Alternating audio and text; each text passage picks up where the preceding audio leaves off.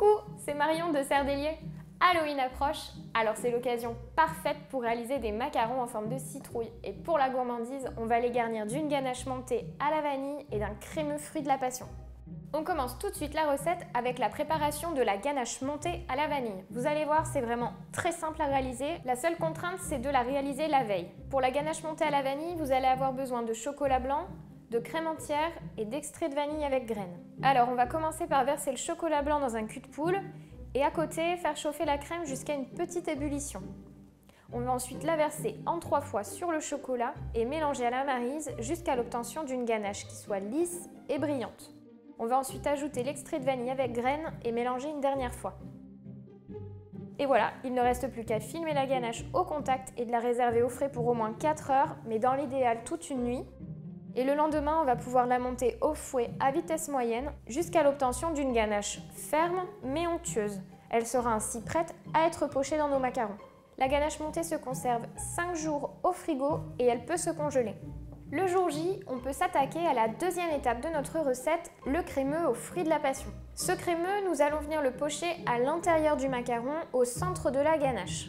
Il va apporter une touche d'acidité qui viendra équilibrer la sucrosité du macaron et surtout, il apportera de la fraîcheur. Pour cela, on va avoir besoin de purée de passion, de sucre en poudre, de maïzena, de lait et de beurre de micelle. On va commencer par faire chauffer la purée de fruits de la passion et le sucre dans une casserole sur feu moyen. À côté, on va diluer la maïzena et le lait et bien mélanger jusqu'à ce qu'il n'y ait plus de grumeaux.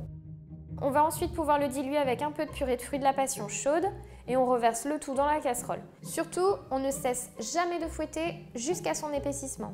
Puis on va enlever la casserole du feu et ajouter le beurre de micelle. On mélange une dernière fois afin de l'incorporer. On va pouvoir placer ce crémeux au frais jusqu'à son refroidissement. Donc on le filme au contact et on le place au frigo pour son utilisation dans le macaron. Le crémeux aux fruits de la passion se conserve 5 jours au frigo et il peut se congeler.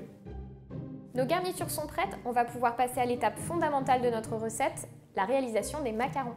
Pour réaliser vos macarons, vous allez avoir besoin de blanc d'œuf en poudre, d'eau, de sucre en poudre, de poudre d'amande, de sucre glace et de colorant en poudre orange.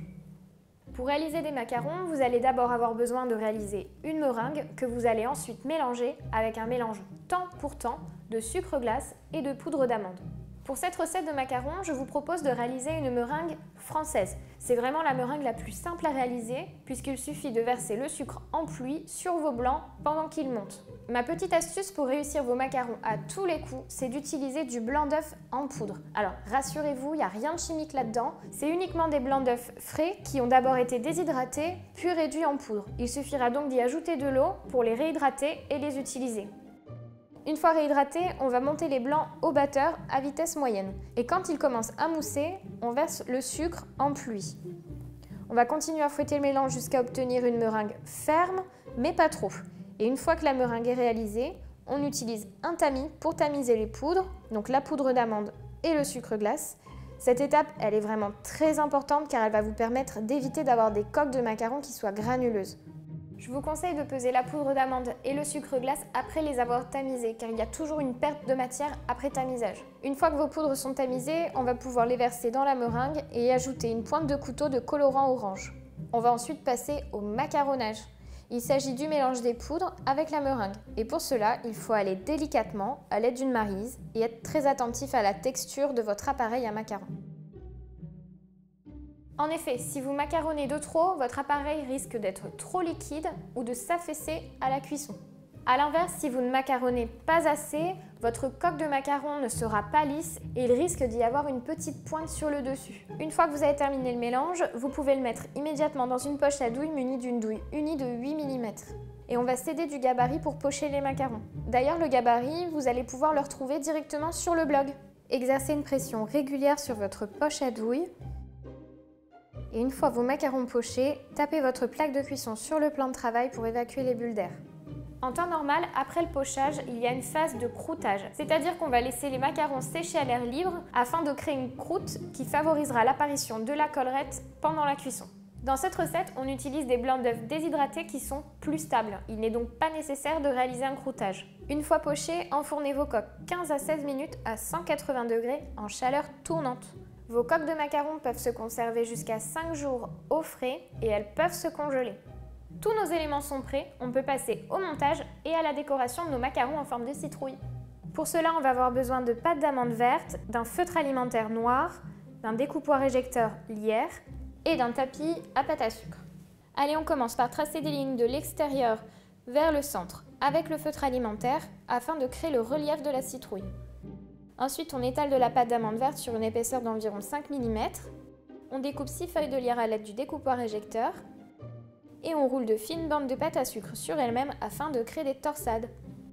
Ensuite, on poche la ganache montée à la vanille en point, puis le crémeux fruit de la passion à l'intérieur.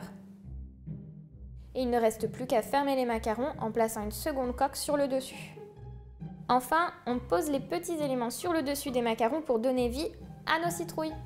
Placez vos macarons au frais dans l'idéal 24 heures avant de les manger. Et oui, c'est très dur d'attendre, mais vous verrez, ils seront parfaits lorsque la coque se sera bien imprégnée de la garniture. Et voilà comment réaliser de jolis macarons en forme de citrouille. Pour garnir les macarons, j'aime beaucoup la douceur de la vanille et l'acidité du fruit de la passion. J'espère que cette association vous plaira aussi.